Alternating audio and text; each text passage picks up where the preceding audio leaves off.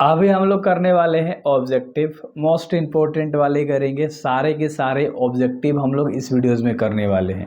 इससे बाहर आपके एग्जाम्स में नहीं आता, कभी भी देख लेना, कोई भी पेपर उठा के देख लेना। बस अच्छे से इतना सुन लेना लास्ट तक और अपने आप को डिफाइन करना कि आप कितने पढ़े हो अच्छे तरीके से। ठीक है, जानना खुद को कि आप कितने में हो, तो आपको पता चलेगा आपके लेवल से। ऑब्जेक्टिव ध्यान से सुनना है एंड सारे याद करनी है। ऑब्जेक्टिव कराऊंगा, सबसे पहले 3-4 चीज़ें यहाँ देख लो। ओ सदन मेरा चैप्टर है तुम्हारा, लेखक जगदीश चंद्र माथुर है। पहला ऑब्जेक्टिव, जन्म 16 जुलाई 1917 में हुआ था जगदीश चंद्र माथुर का, और मृत्यु 14 मई 1978 में हुआ था। ये इंपॉर्टेंट वाली चीज़ें हैं। ठीक है, जन्मभूमि यहाँ पर है खुर्जा, याद रखना। गांव का नाम है बुलंदशहर, जिला का नाम है शाहजहांपुर के नाम से भी जाना जाता है, और उत्तर प्रदेश तुम्हारा राज्य हो गया। कर्म क्षेत्र नाटककार एवं लेखक, यानी कि नाटक भी करते थे और लेखक भी थे। ठीक है, कार्य के बारे में बात कर लो तो यहाँ पर तुम देख सकते हो वीडियोस को रोक के। ठीक है, क्योंकि हम लोग ऑब्जेक्टिव करेंगे इस वीडियोस में, तो थोड़ा सा मैंने आपको बता दिया। शिक्षा भी यहाँ पर है, तो यहाँ पर भी आप इतना चीज़ें आप देख सकते हो, पढ़ सकते हो अच्छे तरीके से। एंड सम्मान भी यहाँ पर दे रखा है। तो ये सारी चीज़ें हैं मेरे भाई, मैं डिटेल में पढ़ाता हूँ ना। मैं आपसे बोल भी करता हूँ कि मैं आपको कभी भी गलत कंटेंट देकर मैं आपको भ्रमित नहीं करूंगा, ना ही आपसे मैं झूठ बोल के व्यूज़ के चक्कर में बर्बाद करूंगा। नहीं भाई, अब पढ़ाई करो। पहला सवाल है, ओ साधन शीर्षक पाठ के किस विधा के अंतर्गत आता है। ये जो ओ साधन चैप्टर है वो किस विधा के अंतर्गत आता है, तो निबंध के अंतर्गत ही आता है। जस्ट ऊपर मैंने अभी बताया, ओ साधन एक निबंध है, इतना याद रखो। ठीक है, अगला सवाल है तुम्हारा 2 नंबर का, इस पाठ के लेखक कौन है, यानी ओ साधन के लेखक कौन है, तो जगदीश चंद्र माथुर। ऊपर आपने इंट्रोडक्शन करा ना, तो इसलिए बोलता हूँ कोई भी चीज़ डिटेल में करो। मैं हूँ ना, आप मेरे को कभी भी 8 मिनट से ज़्यादा नहीं देख पाओगे, 9 मिनट से ज़्यादा वीडियोस। मैं चाहता हूँ आपको यार डिटेल भी दे दूँ, कम समय भी आपका लूँ, एंड आपसे मैं झूठ भी ना बोलूँ, फेक कंटेंट ना दूँ, रियल जो भी हो सब रियल हो। जगदीश चंद्र माथुर मूलतः क्या थे? जगदीश चंद्र एक निबंधकार थे। क्या थे? निबंधकार थे। ठीक है, बहुत बढ़िया। तो अच्छे से चीज़ें याद हो रही होंगी मेरे भाई, उम्मीद कर रहा हूँ मैं। एंड अगला सवाल है, माथुर जी किस राज्य के शिक्षा सचिव के रूप में नियुक्त हुए थे? किस राज्य के पूछ रहा है ना? जगदीश चंद्र माथुर किस राज्य के शिक्षा सचिव के रूप में? तो 4 का ऑप्शन नंबर सी होगा, बिहार के शिक्षा सचिव के रूप में नियुक्त हुए थे। सी नंबर का ऑप्शन राइट होगा, सी नंबर। इतना आराम से कराऊंगा ना, सब याद हो जाएगा, बस सुनो, आप भी बोलो खुद से। अंग्रेज ठेकेदारों ने किस चीज़ की खेती का विस्तार किया था? तो नील का। बिहार के अंदर नील की खेती करा रहे थे यार अंग्रेज लोग। बी नंबर का ऑप्शन सही है। ठीक है, अगला सवाल है 6 नंबर का, चंपारण क्षेत्र में बाढ़ का मुख्य कारण क्या था? तो मुख्य कारण था जंगलों का कटना, पेड़ पौधे बहुत कम हो गए जिससे बहाव ज़्यादा हो गया पानी का। ठीक है, अगला है 7 नंबर का, पुंडलिक जी कौन थे?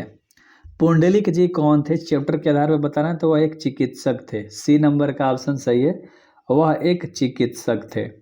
एंड 8 नंबर का सवाल है, निम्नलिखित में से कौन सा नाटक जगदीश चंद्र माथुर द्वारा रचित है? निम्नलिखित में से पूछ रहा है, तो जगदीश चंद्र माथुर के द्वारा जो है वह है कोणार्क। ठीक ना, कोणार्क। एंड अगला सवाल है 9 नंबर का, निम्नलिखित में से कौन सी उपाधि माथुर जी को मिली है? उपाधि बोल रहा है, उपाधि याद रखना मेरे भाई। तो मिला था विद्या परिधि की उपाधि मिली थी, विद्या परिधि की उपाधि मिली थी। ठीक है, तो ऑप्शन के अकॉर्डिंग ही आपको चलना है। एंड अगला सवाल है 10 नंबर का, 10 तस्वीरें के रचनाकार कौन है? 10 तस्वीरें के रचनाकार जगदीश चंद्र माथुर। बी नंबर का ऑप्शन सही है, जगदीश चंद्र माथुर। मैं हर चैप्टर का ऑब्जेक्टिव करा रखा हूँ, मतलब लाइन बाय लाइन करा रहा हूँ। हिंदी के प्लेलिस्ट में जाना चुपचाप, एंड चैप्टर 1 से लेके आपको पूरा का पूरा 21 चैप्टर, यानी कि काव्य खंड का 11 गो, गद्य खंड का, दोनों मिल जाएगा अच्छे तरीके से। ओ मेरे सपने क्या है? ओ मेरे सपने क्या है, तो यह एक नाटक है। डी नंबर का ऑप्शन सही है, ओ मेरे सपने एक नाटक है। ठीक है मेरे भाई, अगला सवाल, ओ साधन किसको निमित्त बनाकर लिखा गया है? तो गंडक नदी को निमित्त बनाकर लिखा गया है। तो 12 का ऑप्शन नंबर बी होगा, गंडक नदी को निमित्त बनाकर लिखा गया है। बोलते क्षण किस साहित्यिक विद्या की कृति है? बोलते क्षण, तो ये निबंध है। ए नंबर का ऑप्शन बिल्कुल भी राइट हो जाएगा, निबंध। ठीक है, निबंध। एंड अगला सवाल है 14 नंबर का, गौतम बुद्ध का आविर्भाव कब हुआ था? आविर्भाव कब हुआ था गौतम बुद्ध का? तो गौतम बुद्ध का 2500 वर्ष पहले यानी कि बहुत 100 साल पहले थे, ठीक है। और बाद में बात किया गया था इस चैप्टर के अंदर। राजा हरिश्चंद्र देव को किसका मुकाबला करना पड़ा था? राजा हरिश्चंद्र को किसका मुकाबला करना पड़ा था बताओ? गयासुद्दीन तुगलक का, तुगलक नहीं तुगलक, ठीक है, गयासुद्दीन तुगलक का मेरे भाई, ठीक है। नाम सुने ना आप, याद होना चाहिए आपको। निम्न में से कौन सी कृति माथुर जी की नहीं है? तो माथुर जी की कौन सी कृति नहीं है? रेशमी टाई। बाकी ये तीनों उनके द्वारा है। कोड़ार, मेरी बांसुरी बंदी, ये इंट्रोडक्शन में मैंने बता रखा था। तो रेशमी टाई नहीं है। एंड अगला सवाल है थारन शब्द का, जो देखो थारन शब्द किस शब्द से विकसित हुआ है? तो शब्द से बताना है। थारन शब्द किस शब्द से विकसित हुआ है? तो 17 का ऑप्शन नंबर बताओ मेरे भाई, कौन सा हो जाएगा? थारन शब्द थार से विकसित हुआ है, यानी कि थार से डीप में थोड़ा सा विकसित कर दिया गया है, बढ़ा दिया गया है, ठीक है। वैशाली महोत्सव का बीजारोपण किसने किया था? वैशाली महोत्सव का बीजारोपण किसने किया था? जगदीश चंद्र माथुर ने, ठीक ना। अगला सवाल है जो कि 19 नंबर का सवाल है, गांधी जी चंपारण कब आए थे? गांधी जी चंपारण में कब आए थे? ठीक है, तो गांधी जी चंपारण में कब आए थे मेरे भाई? डेट मैं आपको बता देता हूँ, अप्रैल में आए थे या 1917 में, ठीक ना, अप्रैल 1917 में। अगला 20 नंबर का सवाल है, चंपारण में धांगड़ कहाँ से आए थे? चंपारण के अंदर जो धांगड़ थे वो कहाँ से आए थे? छोटा नागपुर से, छोटा नागपुर से आए थे। एंड अगला सवाल है 21 नंबर का, तिनकठिया प्रथा का संबंध है। तिनकठिया प्रथा का संबंध कहाँ से है, किससे है बताओ? तिनकठिया शब्द मतलब नील की खेती होती थी, ठीक है ना, तो नील से है, जो कि बिहार में अंग्रेज लोग कराते थे। एंड अगला सवाल है 22 नंबर का, जगदीश चंद्र माथुर का जन्म कब हुआ था? जगदीश चंद्र माथुर का जन्म 16 जुलाई 1917 को हुआ था। ये तो बहुत आसान सवाल था। एंड अगला है, कौन सी कृति माथुर जी की है? चारों ऑप्शन तुम्हें दिख रहे होंगे, कौन सी कृति माथुर जी की है?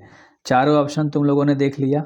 भोर का तारा, ठीक है, बाकी ये तीनों नहीं है। भोर का तारा उनके द्वारा लिखा गया था। अगला है, आम्रपाली ने तथागत को क्या सौंपा था? आम्रपाली ने तथागत को क्या सौंपा था? ऑप्शन देख लो, आम्रवन सौंपा था। बी नंबर का ऑप्शन सही है, ठीक है। जिसको ऑप्शन के अकॉर्डिंग देखना ही नहीं है, डायरेक्ट याद कर लेना है। वैसे वैसे क्वेश्चंस को तो यार याद ही करना बनता है ना। ओ सादा नीरा बिहार के किस क्षेत्र के संस्कृति पर लिखी गई है? ये सवाल इंपॉर्टेंट है भाई, कर लेना। चंपारण, ठीक है, बहुत बार पूछा है, बहुत बार भी आई है, ठीक ना। एंड अगला सवाल है तुम्हारा 26 नंबर का, बाजार कहाँ बन रहा था? बाजार कहाँ बन रहा था? ये तीनों तो नहीं होगा भाई, ठीक है। बाजार कहाँ बन रहा था मेरे भाई? बहुत बढ़िया, भौसा लोटन में, ठीक ना, भौसा लोटन। 27 नंबर का सवाल है कि माथुर जी को भितिहारवा पहुंचने पर कौन मिला था? तो माथुर जी को भितिहारवा पहुंचने पर पुंडलिक जी मिले थे। सी नंबर का ऑप्शन सही है। अभी तक सब्सक्राइब नहीं किया यार, सब्सक्राइब कर लो, ठीक है, सारे चैप्टर्स मिल जाएंगे। पंडई नदी कहाँ तक जाती है? ये जो पंडई नदी थी वो कहाँ तक जाती है? रामनगर तक जाती है। नहीं, बिल्कुल गलत है, भिखनाथोरी तक जाती है, भिखनाथोरी। ए नंबर का ऑप्शन सही है, भिखनाथोरी। तो लास्ट तक एक मैंने आपको कंफ्यूज करा कि आप लोग क्या करते हो, तो भिखनाथोरी। सब्सक्राइब करना, उम्मीद करता हूँ आपको अच्छा लगता होगा कंटेंट एंड मज़ा आता होगा आपको।